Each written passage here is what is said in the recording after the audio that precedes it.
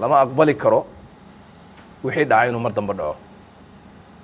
lama aqbali karo in qof shaqo loo diray gabay uu sababo in wixii dhacay uu dhaco.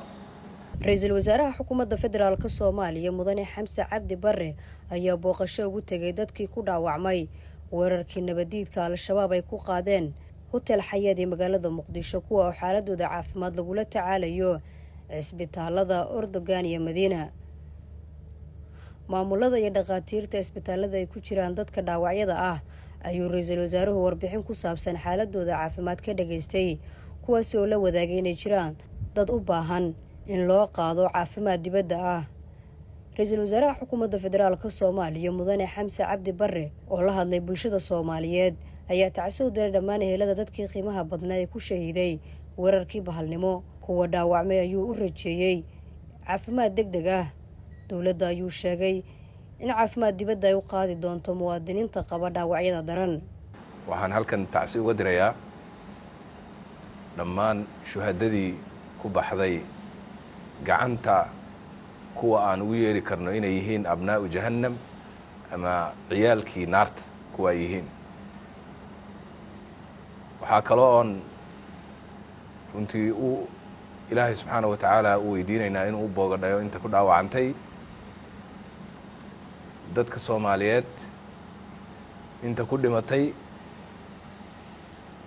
weerarkii ay soo qaadeen abnaa'u jahannam waa shuhado ilaahay idankiis. waxaana ilaahay u baryaynaa inuu ilaahay u aqbalo shahaadadooda.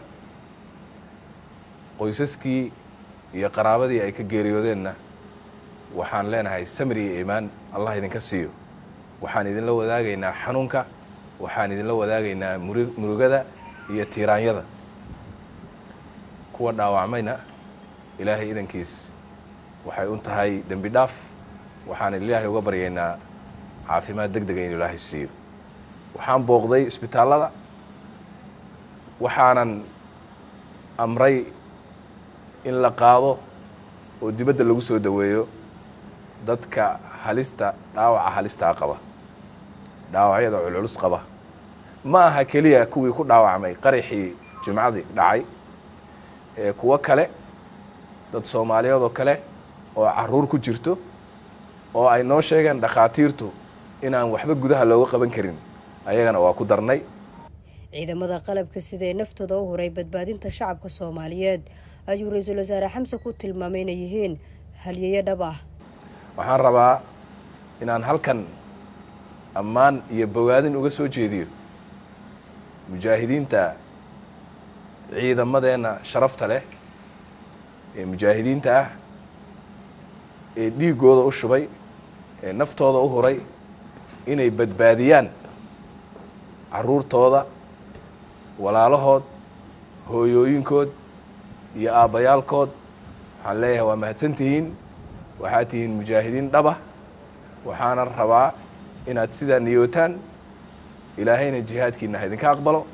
intiinii ku shahiidayna waa shuhado, inta ku dhaawacantayna ayaguna waajib ay gudanayeen oo ay dadkooda ay ka difaacayeen waraabayaashaas abnaa'u jahannamada ah ayay ku dhaawacmeen. waxaan rajaynayaa in ilaahay subxaanahu wa tacaala ayagana u boogadhayo.